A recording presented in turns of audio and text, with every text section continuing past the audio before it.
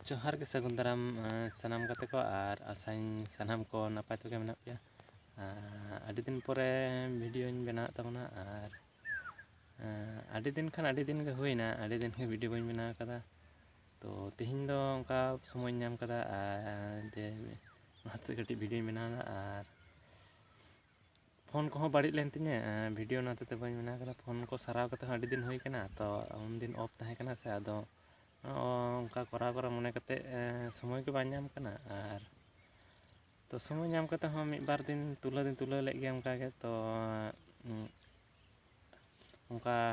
edit करना समय को बाñ नाम कदा तो उनका व्यस्त रे तां हुई लेना कामी को उनका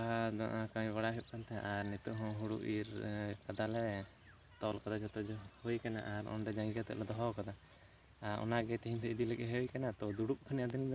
तेहिं दो कटी वीडियो बना हुई लेन गे तो उनका के शुरू ना चेष्टा हुई कना कटी कटी और सावरे तहन तबन पे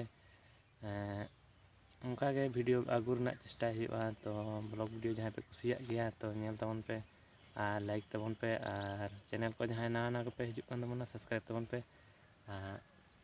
तेहिं दो बेसी माराम वीडियो दो बन बना तो ओनागे